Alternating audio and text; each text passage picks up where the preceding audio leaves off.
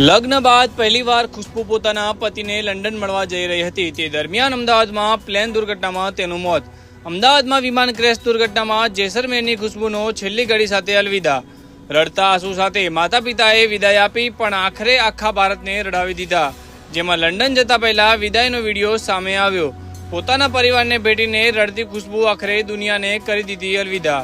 હે રામ, આ કેવી ઘડી છે. જોતા રહો સમાચાર bureau report, central Bharat news.